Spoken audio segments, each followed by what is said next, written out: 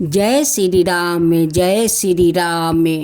राजा दशरथ के 3 रानियां थी, कौशल्या, सुमित्रा और कैकेयी।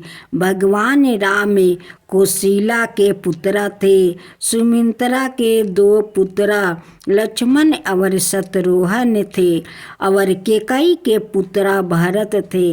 राज्य नियमों के अनुसार राजा का श्रेष्ठ पुत्र ही राजा बनने का अधिकार होता है। श्री राम का अयोध्या का राजा बनाना निश्चित था। कैकेयी, जिन्होंने 2 बार राजा दशरथ की जान बचाई थी और दशरथ ने उन्हें यह वर दिया था कि वो जीवन के किसी भी पल उसने 2 वर मांग सकती है, राम को राजा बनते हुए और भविष्य को देखते हुए। कैकेयी चाहती थी कि उनका पुत्र भरत ही अयोध्या का राजा बने, इसलिए उन्होंने राजा दशरथ द्वारे राम को 14 वर्ष का वनवास दिलवाया और अपने पुत्र भरत के लिए अयोध्या का राज मांग लिया। वचनों में बंधे राजा दशरथ को विवश होकर यह स्वीकार करना पड़ा। श्री राम ने अपने पिता की आज्ञा का पालन किया। श्री राम की पत्नी देवी सीता और उनके भाई लक्ष्मण जी भी वनवास गए थे।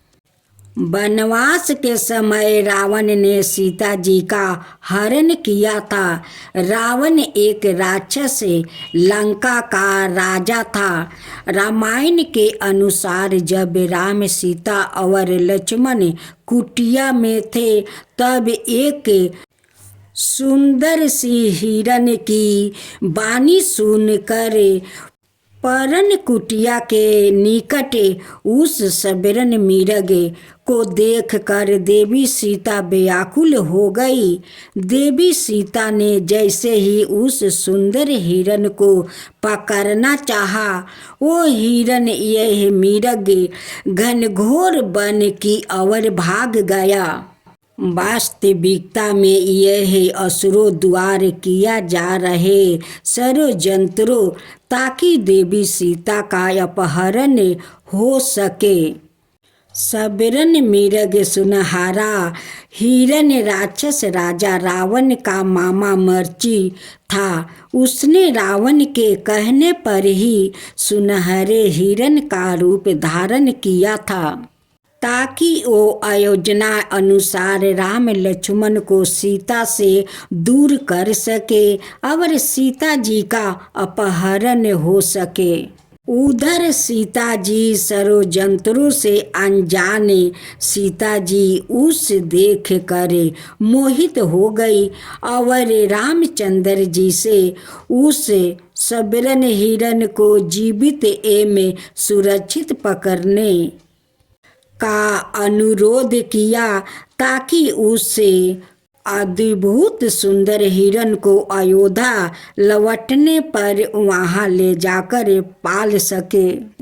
रामचंद्र जी अपनी सीता की इच्छा पूरी करने चल पड़े और लक्ष्मण जी से सीता की रक्षा करने को कहा।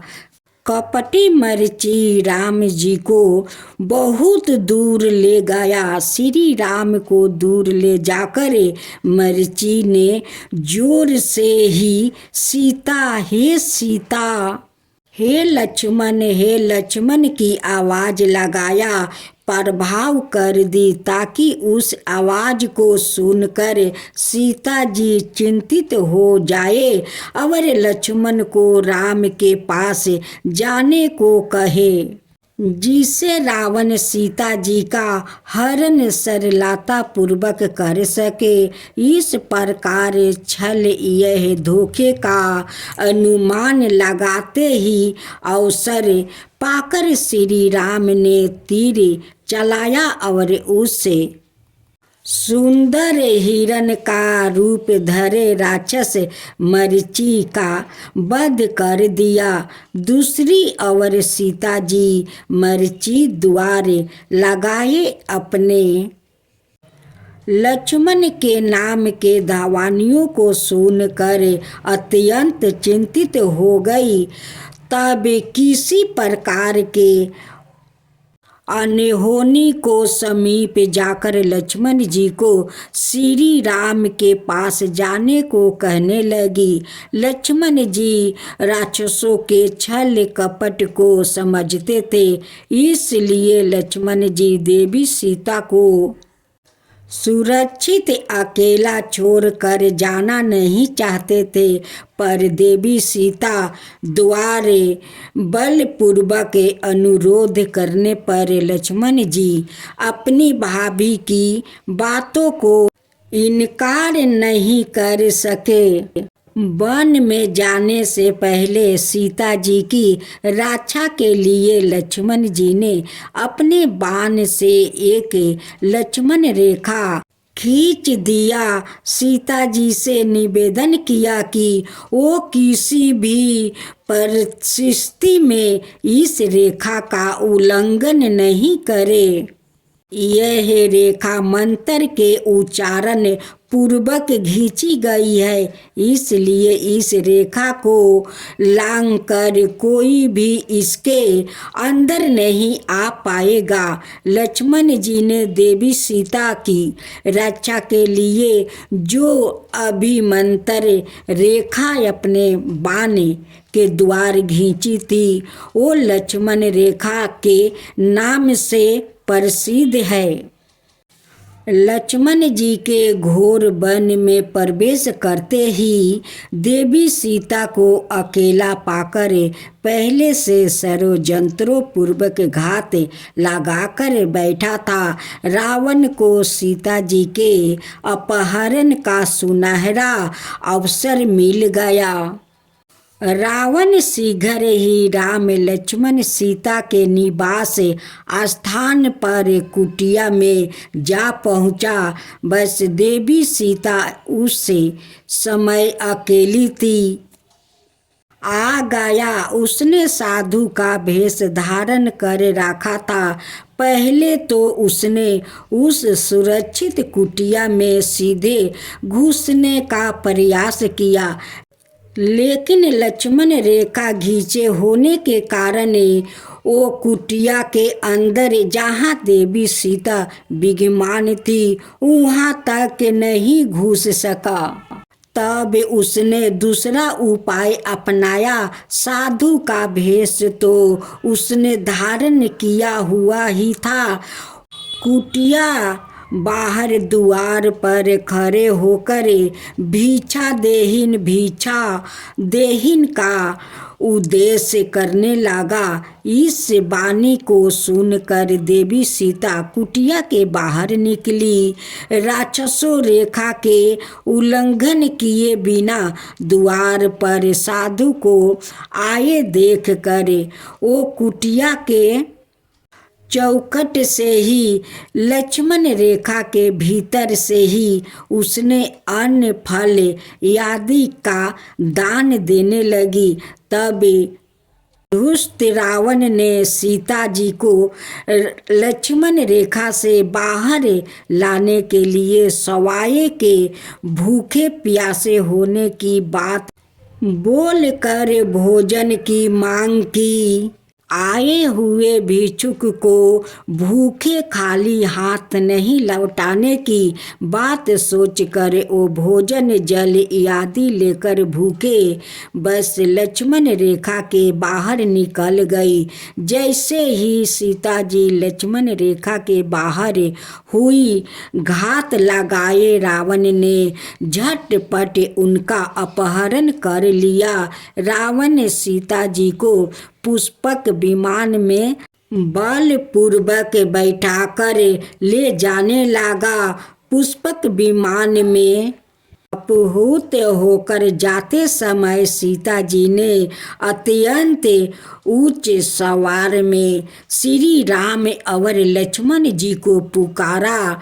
और अपनी सुरक्षा की गुहार लगाई। इस ऊंची धवानी को सुनकर जटाहू नामक एक विशाल गिद्ध पंछी जो मनुष्य के समान स्पष्ट वाणी में बोल सकता था, तब पूर्व काल में राजा दशरथ का परम मित्र था, वन प्रवेश को छोड़कर आकाश मार्ग में उड़कर पहुंचा।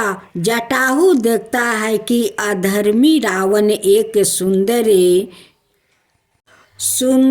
स्त्री को अपहरण कर लेकर जा रहा है और वह स्त्री अपनी सुरक्षा की गुहार लगा रही है। यह अन्याय देखकर जटाहू रावण को चुनौती देता है, तब उस स्त्री को छोड़ देने की चुनौती देता है। लेकिन अहंकारी रावण भला कहाँ मानने वाला था, सो रावण और जटाहू में आकाश मार्ग में ही युद्ध छिड़ जाता है।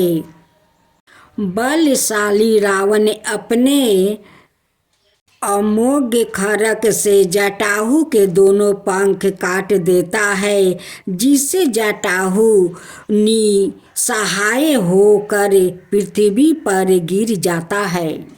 रावण पुष्पक विमान में सीता जी को लेकर आगे बढ़ने लगता है। सीता जी ने जब देखा कि उनकी रक्षा करने के लिए आए विशाल गिद्ध पंछी जो मनुष्य की भांति बोल सकता था, रावण के खड्ग के प्रहार करने से धारा शाही हो गया है, तब पुष्पक विमान में आकाश मार्ग अथवा बाहु मार्ग से जाते समय सीता जी अपने आभूषण गहने को उतार कर नीचे धरती पर फेंकने लगी।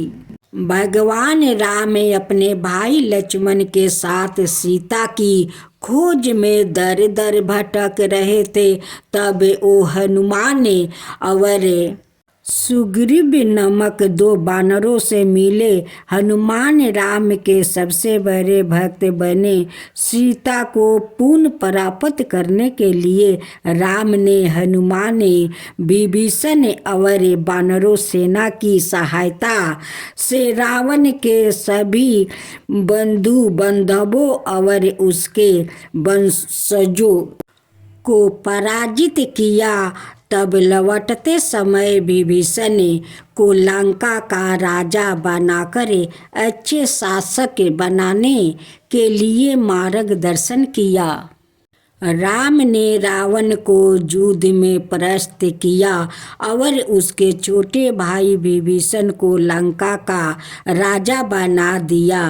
राम, सीता, लक्ष्मण और कुछ वानर जन पुष्पक विमान से अयोध्या की ओर प्रस्थान किए। वहाँ सबसे मिलने के बाद राम और सीता का अयोध्या में राज्य अभिषेक हुआ।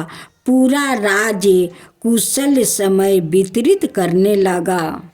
जब रामचंद्र जी का जीवन पूर्ण हो गया, तब उन्होंने यमराज की सहमति से सरयू नदी के तट पर गुप्ततार घाट में दैहिक त्याग कर पुण्य वैकुंठ धाम में विष्णु रूप में विराजमान हो गए।